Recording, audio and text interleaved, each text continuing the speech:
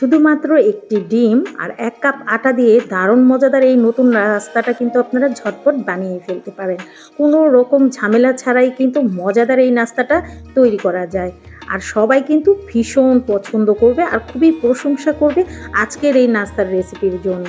আসসালামু আলাইকুম viewers, welcome to my channel Roksana cooking show. চলে আসলাম নতুন আরও একটি নাস্তার রেসিপি নিয়ে। আশা করি আপনাদের কাছে আমার এই নাস্তার রেসিপিটা ভীষণ ভালো লাগবে। তো চলুন তাহলে দেখে নেওয়া যায় কীভাবে এই মজাদার নাস্তাটা তৈরি করতে হয়। প্রথমে কিন্তু আমি একটা পাত্র নিয়ে নিয়েছি, তার মধ্যে দিয়ে দিচ্ছি 1 কাপ আটা। তো আমি আটা দিয়ে করছি, আপনারা চাইলে কিন্তু ময়দা দিয়েও করে নিতে পারেন। দিয়ে দিচ্ছি স্বাদ মতো লবণ আর দিয়ে দিচ্ছি 1 চা চামচ তেল। তো এই তেলটা দিলে কিন্তু এই ডোটা একদম পারফেক্টলি হবে। তো আমি ভালো মতন একটু মাখিয়ে নিচ্ছি। তো মাখানো হয়ে গেলে এখন দিয়ে দিব আমি নর্মাল টেম্পারেচারের পানি। তো আমি পরিমাণ মতন অল্প অল্প করে দেব আর একটা ডো কিন্তু আমি তৈরি করে নিব। যেমন রুটি পরোটা যে ডোটা করা হয় সেই রকমই কিন্তু ডোটা করে নিতে হবে। তো আমি ভালো মতন এটাতে পানি দিয়ে তারপরে কিন্তু একটা ডো তৈরি করে নিয়েছি। এই দেখুন আমার ডোটা কিন্তু একদম রেডি হয়ে গেছে। আর ডোটা কতটা সফট হয়েছে সেটা কিন্তু আপনারা দেখেই বুঝতে পারছেন। তো উপরে সামান্য পরিমাণ আমি তেল দিয়ে দিচ্ছি যাতে উপরটা ড্রাই না হয়ে যায়। তো আমি একটু মাখিয়ে দিচ্ছি, এই দেখুন। তো একটা ঢাকনা দিয়ে ঢেকে আমি 10 মিনিটের জন্য রেস্টে রেখে দেবো। অন্যদিকে কিন্তু আমরা একটা চুলায় কড়াই বসিয়ে দিয়েছি। কড়াইয়ের মধ্যে দিয়ে দিচ্ছি 2 টেবিল চামচ রান্না করার সয়াবিন তেল, দিয়ে দিচ্ছি 1/4 টিস্পুন জিরা। জিরাটা হালকা একটু ভাজা হয়ে গেলে দিয়ে দিচ্ছি 3 থেকে 4টা বড় সাইজের পেঁয়াজ আমি কুচি কুচি করে নিয়েছি সেই পেঁয়াজটা। তো পেঁয়াজটাকেও কিন্তু হালকা একটু নেড়ে ভেজে নেব, কিন্তু কোনো রকম ব্রাউনিশ করা যাবে না, কাঁচা গন্ধটা চলে গেলেই কিন্তু হয়ে যাবে। এই দেখুন, তো আমি একটু কাঁচা গন্ধটা চলে গেছে, এখন সাইড করে নিচ্ছি। মাছ বরাবর আমি দিয়ে দিচ্ছি একটা ডিম। তো একটা আমি ডিম দিয়ে দিলাম। তো এই ডিমটাকে কিন্তু আমি একটু শ্যালো ফ্রাই করে নেব। কুসুমটাকে একটু ফাটিয়ে দিচ্ছি, তো একটু নেড়ে চেড়ে দিচ্ছি। আপনারা একটু খেয়াল করলে বুঝতে পারবেন ডিমটা আমি কিভাবে কাট করে নিচ্ছি। এই দেখুন, তো মিডিয়াম টু লো আছে এই সম্পূর্ণ কাজটা করে নেবেন। আমি এভাবেই কিন্তু পেঁয়াজটার সাথে ভালো মতন মিশিয়ে নিচ্ছি। এই দেখুন, একটু ভালো মতন মিশিয়ে নিতে হবে, কোনো রকম দলা বা লাম্পস জানি অবশিষ্ট না থাকে। এখন দিয়ে দিচ্ছি স্বাদ মতো লবণ, দিয়ে দিচ্ছি 1/4 টিস্পুন হলুদের গুঁড়া, দিয়ে দিচ্ছি 1 চা চামচের মতন মরিচের গুঁড়া। যেহেতু আমি কাঁচা মরিচটা ব্যবহার করব না সেজন্য কিন্তু আমি মরিচের গুঁড়াটা একটু বেশিই দিলাম। আর দিয়ে দিলাম 1/4 টিস্পুন গরম মশলা গুঁড়া। দেওয়ার পর কিন্তু মিশ্রণটাকে আমি মিশিয়ে নিচ্ছি। আপনারা যদি কাঁচা মরিচটা দেন তাহলে কিন্তু আপনারা 1/2 টিস্পুন মরিচের গুঁড়া দিয়ে দিবেন আর 3 থেকে 4টা কাঁচামরিচ দিয়ে দিবেন, তাহলে কিন্তু হয়ে যাবে। তো এইভাবে আমি বেশ কিছু সময় মিশিয়ে নিয়েছি। আর এখন দিয়ে দিচ্ছি 2 টেবিল চামচ ধনিয়া পাতা কুচি। অবশ্যই ধনিয়া পাতাটা দেওয়ার চেষ্টা করবেন, এতে কিন্তু খেতে ভীষণ ভালো লাগবে। তো এইভাবে আমি আবারও নেড়ে চেড়ে মিশিয়ে নিচ্ছি। আর এই সময় কিন্তু মিডিয়াম টু লো আঁচে আছে, আর এটা কিন্তু কড়া করে ভাজা যাবে না। তো আমি এখন দিয়ে দিচ্ছি 1/2 টিস্পুন ম্যাগি মশলা। এই মশলাটা অবশ্যই দেওয়ার চেষ্টা করবেন, এতে কিন্তু এটা খেতে আরও বেশি ভালো লাগবে। তো আমি এটা দেওয়ার পরে নেড়ে চেড়ে ভালো মতন মিশিয়ে নিচ্ছি। মেশানো হয়ে গেলে এই দেখুন এরকম টেক্সচারে চলে এসেছে। এখন আমি নামিয়ে এক সাইড করে রেখে দিচ্ছি। অন্যদিকে যে ডোটা আমরা 10 মিনিটের জন্য রেস্টে রেখেছিলাম সেই ডোটা এখন নিয়ে নিলাম। তো নেওয়ার পর এই ডোটাকে কিন্তু আমি আবারও একটু ভালো মতন মথে নিব। এই দেখুন ভালো মতন মথে নেওয়া হয়ে গেছে। এখন এই ডোটা আমি কিন্তু বোর্ডে নিয়ে এমন লম্বাটে শেপ দিয়ে তারপরে কিন্তু টুকরো টুকরো করে কেটে নিচ্ছি। তো আমার 8টার মতো এই নাস্তাটা তৈরি হবে, সেজন্য কিন্তু আমি 8টার মতন শেপ কেটে নিয়েছি। এই দেখুন, তো এরকম শেপের হয়েছে। তো এই শেপ সবগুলো ডোই কিন্তু এক সাইড করে আমি রেখে দিচ্ছি।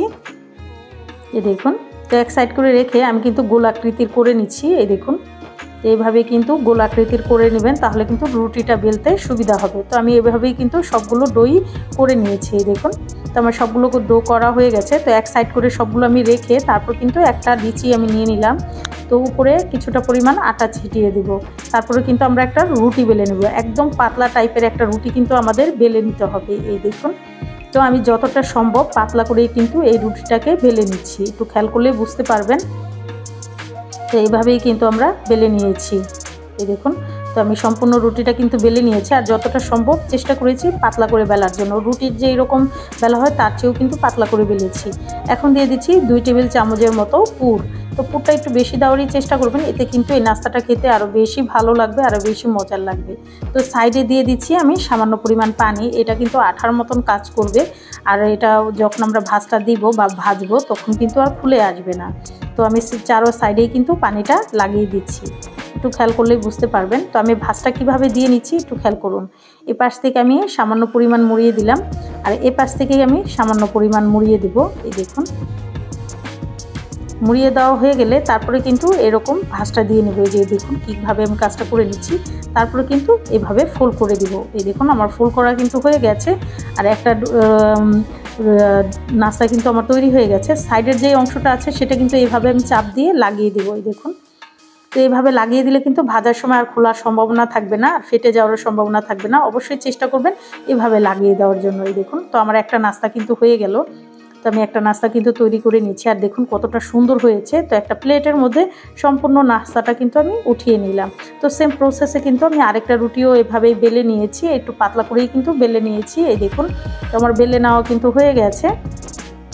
এখন আমি পরিমাণ মতন কিন্তু 2 টেবিল চামচের মতো পুর দিয়ে দেবো। এই দেখুন, তো আমি পরিমাণ মতন পুর দিয়ে দিচ্ছি। পুরটা দেওয়া হয়ে গেলে সেম প্রসেসে কিন্তু আমি চারো সাইডে আবারও পানি লাগিয়ে দিব। এই দেখুন, তো পুরটা দেওয়া হয়ে গেছে, তো আমি চারো সাইডেই পানি লাগিয়ে দিচ্ছি। দেখুন আমার পানি লাগিয়ে দেওয়া কিন্তু হয়ে গেছে। এখন আমি 2 সাইডটা কিন্তু আবারও ফুল করে দিচ্ছি। তো আপনাদের সুবিধার জন্য কিন্তু আমি দ্বিতীয় ভাজটাও সুন্দর মতো দেখিয়ে দিচ্ছি, যাতে আপনারা খুব ইজিলি এটা তৈরি করে নিতে পারেন আর ইজিলি বানিয়ে ফেলতে পারেন কোনো রকম ঝামেলা ছাড়াই। এই দেখুন, আমি সেম প্রসেসে কিন্তু এটাও করে নিলাম, আর এইভাবেই কিন্তু আমি মুড়িয়ে ভাজটা দিয়ে নিব। এই দেখুন, তো আমার ভাজটা কিন্তু দেওয়া হয়ে গেছে, আর সাইডগুলো কিন্তু এইভাবে আমি চাপ দিয়ে লাগিয়ে দিচ্ছি। এই দেখুন আমার লাগিয়ে দেওয়া কিন্তু হয়ে গেল, আরেকটাও কিন্তু আমার রেডি হয়ে গেল। এই দেখুন 2 সাইডে কিন্তু আমি সুন্দর মতো লাগিয়ে দিয়েছি। দেখুন তোমার লাগিয়ে দেওয়া কিন্তু হয়ে গেছে। তো আমি একটা প্লেটের মধ্যে কিন্তু সেকেন্ড নাস্তাটাও উঠিয়ে নিলাম। তো সেম প্রসেসে সবগুলো নাস্তাই কিন্তু আমি তৈরি করে নিয়েছি। আর দেখুন নাস্তাগুলো দেখতে কতটা সুন্দর হয়েছে আর কতটা লোভনীয় হয়েছে। এটা যদি আপনারা ফ্রোজেন করতে যায় এই অবস্থায় কিন্তু ডিপে সংরক্ষণ করে তারপর কিন্তু ফ্রোজেন করে নিতে পারেন। তো পরিমাণ মতন আমি তেল দিয়ে দিচ্ছি। তো তেলটা আপনারা কম বেশি করে দিয়ে এটা কিন্তু ভেজে নিতে পারেন। তো আমি তেলটা দেওয়ার পর তেলটা যখন গরম হবে তখন কিন্তু আমি একে একে নাস্তাটা দিয়ে দিব। তো একে একে কিন্তু আমি নাস্তাটা দিয়ে দিচ্ছি। এই দেখুন, তো একে একে কিন্তু আমি সবগুলো নাস্তাই দিয়ে দিচ্ছি। তো আপনাদের যেভাবে সুবিধা হয় সেভাবেই কিন্তু ভেজে নেবেন। তো আমি একে একে সবগুলো নাস্তাই দিয়ে দিলাম। যখন এক সাইড হয়ে যাবে তখন কিন্তু আমি উল্টে নিচ্ছি। এই দেখুন, তো এক সাইড যখন হালকা একটু ব্রাউনিশ হবে তখনই কিন্তু উল্টে দিতে হবে। এই দেখুন কালারটা কিন্তু অনেকটা চেঞ্জ হয়ে গেছে। তো এইভাবেই কিন্তু আমি নাস্তাগুলোকে উল্টে দিব এক এক করে। এই দেখুন, তো আমি সবগুলো নাস্তাই কিন্তু উল্টে দিলাম। তো আরেকটা সুন্দর কালার করে কিন্তু নাস্তাগুলোকে আমি ভেজে নিয়েছি এপিট ওপিট করে, আর একটা চিমটির সাহায্যে নাস্তাগুলোকে কিন্তু আমি উঠিয়ে নিচ্ছি। আর দেখুন মাশাআল্লাহ খুব সুন্দর একটা কালারও কিন্তু চলে এসেছে। আপনারাও চেষ্টা করবেন মিডিয়াম টু লো আছে এই নাস্তাগুলোকে একটু সময় নিয়ে ভেজে নেবেন, এতে কিন্তু কালারটাও সুন্দর হবে, দেখতেও সুন্দর লাগবে, আর অনেকটা ক্রিস্পি হবে এই নাস্তাগুলো। তো আমি তেল ঝরিয়ে ঝরিয়ে কিন্তু একটা টিস্যুর মধ্যে সম্পূর্ণ নাস্তাগুলো কিন্তু উঠিয়ে নিচ্ছি। দেখুন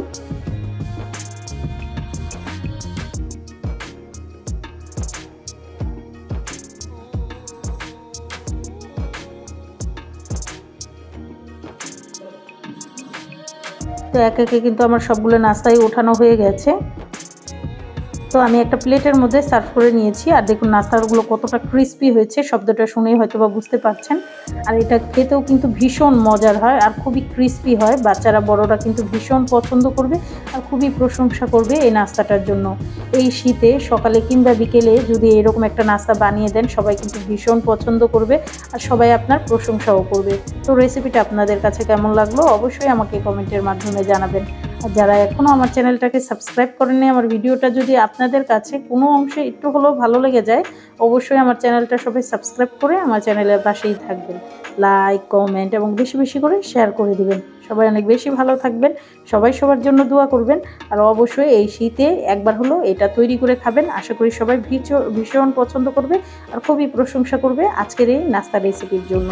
তো সবাই ভালো থাকবেন, সুস্থ থাকবেন, আল্লাহ হাফেজ।